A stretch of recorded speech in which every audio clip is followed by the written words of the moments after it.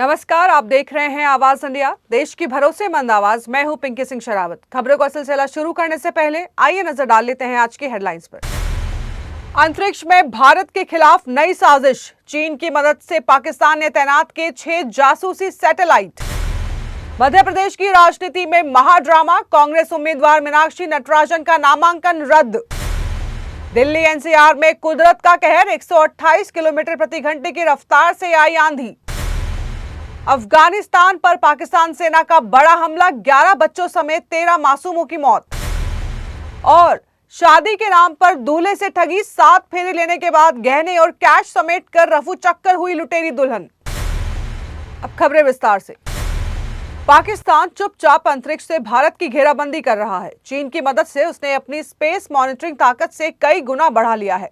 जहां पहले पाकिस्तान का स्पेस प्रोग्राम दशकों तक सुस्त था, वहीं जनवरी 2025 से अप्रैल 2026 के बीच उसने ताबड़तोड़ 6 अर्थ ऑब्जर्वेशन सैटेलाइट लॉन्च कर दिए हैं, जो भारतीय क्षेत्र पर लगातार नजर रख रहे हैं। एक्सपर्ट्स के मुताबिक ये कोई आम नेटवर्क नहीं है। इसमें शामिल हाइपर स्पेक्ट्रल सैटेलाइट HS-1 और PRSE सीरीज एडवांस AI की मदद से छिपी हुई चीजों को भी आसानी से पहचान सकते हैं। इस पूरी चाल के पीछे चीन का हाथ है। लॉन्चिंग से लेकर टेक्नोलॉजी ट्रांसफर तक अंतरिक्ष में बनता ये नया चक्रव्यूह भारत के लिए एक बड़ी रणनीतिक चुनौती है। पाकिस्तान ने एक बार फिर अफगानिस्तान की धरती को मासूमों के खून से लाल कर दिया है। रात के अंधेरे में पाकिस्तानी सेना ने अफगान हवाई क्षेत्र का उल्लंघन कर हवाई हमले किए हैं। अफगान सरकार के मुताबिक कुनार, खोस्त और पक्तिका प्रांतों में नागरिक घरों पर बमबारी की गई। इस घातक हमले में 11 बच्चों, एक महिला और एक बुजुर्ग समेत कम से कम 13 लोगों की दर्दनाक मौत हुई है। खोस्त के स्पेरा और पक्तिका के बरमल जिले में सीधे रिहायशी घरों को निशाना बनाया गया है, जहां कई लोग घायल भी हुए हैं। पिछले कुछ हफ्तों में ये दोनों देशों के बीच सबसे घातक और तनावपूर्ण हमला माना जा रहा है। मध्य प्रदेश की राजनीति में मंगलवार को भारी ड्रामा देखने को मिला। 18 जून को होने वाले राज्यसभा चुनाव से पहले कांग्रेस को बड़ा झटका लगा है। निर्वाचन अधिकारी ने कांग्रेस उम्मीदवार मीनाक्षी नटराजन का नामांकन पत्र खारिज कर दिया है। बीजेपी उम्मीदवार महेश केवट की आपत्ति के बाद यह फैसला लिया गया है। आरोप है कि नटराजन ने अपने हलफनामे में हैदराबाद कोर्ट से जुड़े कानूनी नोटिस की जानकारी छुपाई थी। इस फैसले के बाद प्रदेश की तीनों सीटों पर बीजेपी की निर्विरोध जीत तय हो गई है। इस फैसले से नाराज कांग्रेस ने इसे लोकतंत्र की हत्या बताते हुए भूख हड़ताल का ऐलान किया है। वहीं दूसरी तरफ क्रॉस वोटिंग के डर से कांग्रेस विधायकों को बेंगलुरु ले जाने के लिए भोपाल एयरपोर्ट पर खड़ा चार्टर्ड विमान रनवे से ही लौट आया। मुख्यमंत्री मोहन यादव ने इस फैसले का स्वागत करते हुए कहा है कि कांग्रेस ने जानबूझकर जानकारी छुपाई थी। मथुरा के बांके बिहारी मंदिर के पास बड़ा हादसा हुआ, जहां छज्जा गिरने से कई श्रद्धालु घायल हुए। मथुरा के विश्व प्रसिद्ध ठाकुर बांके बिहारी मंदिर के पास एक बड़ा हादसा हुआ। मंगलवार शाम करीब 6 बजे अचानक बदले मौसम के बीच मंदिर के गेट नंबर 5 के पास एक जर्जर मकान का छज्जा भरभराकर नीचे गिर गया। हादसे के वक्त छज्जे पर बड़ी संख्या में बंदर बैठे थे। इस दुर्घटना में 8 से 9 श्रद्धालु गंभीर रूप से घायल हुए हैं, जिन्हें तुरंत अस्पताल में भर्ती कराया गया है। CMO डॉक्टर राधा वल्लभ के मुताबिक कई लोगों के सिर पर चोटें आई हैं। मुख्यमंत्री योगी आदित्यनाथ ने हादसे का संज्ञान लेते हुए अधिकारियों को घायलों के समुचित इलाज के निर्देश दिए हैं। वहीं जिला मजिस्ट्रेट CP सिंह ने साफ किया है कि यह हादसा मंदिर परिसर के बाहर हुआ है, अंदर नहीं। हालांकि स्थानीय लोगों ने प्रशासन पर जर्जर मकानों की अनदेखी का गंभीर आरोप लगाया है।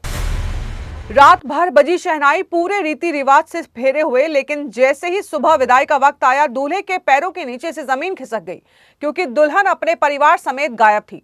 सनसनीखेज मामला बिहार के गया जिले का है। राजस्थान के टोंक से संजय पटवा धूमधाम से बारात लेकर पहुंचे थे। रात भर शादी का जश्न चला, लेकिन सूरज निकलते ही दुल्हन के घर पर ताला लटका मिला। दूल्हे का आरोप है कि शादी के नाम पर उनके साथ बड़ी ठगी हुई है। शगुन के तौर पर ऑनलाइन 1,10,000 रुपए भेजे गए थे। साथ ही दुल्हन को मंगलसूत्र, अंगूठी और कई महंगे आभूषण भी दिए गए थे, जिन्हें लेकर पूरा परिवार रफूचक्कर हो गया।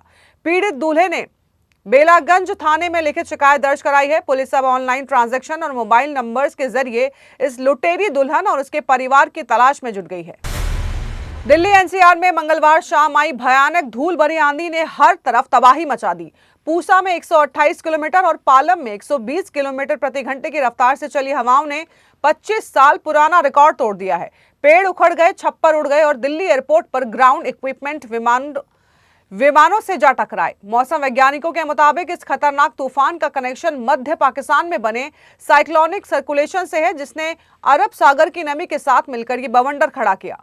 हालांकि मौसम विभाग का कहना है कि राहत की बात यह है कि 11 जून से प्री मानसून बारिश शुरू होगी, जिससे तापमान 40 डिग्री के नीचे आ जाएगा और लोगों को इस भीषण गर्मी से बड़ी राहत मिलेगी। रोहित शर्मा के बाद क्या टीम इंडिया का टेस्ट भविष्य सुरक्षित हाथों में है? पूर्व ऑस्ट्रेलियाई कप्तान माइकल क्लार्क का तो यही मानना है। अफगानिस्तान के खिलाफ मिली ऐतिहासिक जीत के बाद क्लार्क ने शुभमन गिल की कप्तानी की जमकर तारीफ की। उन्होंने कहा कि गिल की आक्रामक फील्डिंग और स्पिनर्स का इस्तेमाल बेहतरीन था। गिल के हाथों में भारतीय क्रिकेट का भविष्य पूरी तरह सुरक्षित है। बता दें कि इस इकलौते टेस्ट मैच में भारत ने अफगानिस्तान को पारी और 300 रनों से धूल चटाई। कप्तानी के दबाव को पीछे छोड़ते हुए गिल ने नंबर 4 पर खेलते हुए 126 रनों की जुझारी शतकीय पारी भी खेली। मई 2025 में कमान संभालने वाले शुभमन गिल अब एक लीडर के रूप में उभर रहे हैं। हरियाणा की मशहूर डांसर और सिंगर सपना चौधरी को लेकर इस वक्त की बड़ी खबर। दिल्ली की द्वारका महिला कोर्ट ने सपना चौधरी को घरेलू हिंसा मामले में बड़ी अंतरिम राहत दी है। अदालत ने सपना चौधरी को सुरक्षा प्रदान करते हुए उनके पति यशवीर साहू पर कई कड़े प्रतिबंध लगा दिए हैं।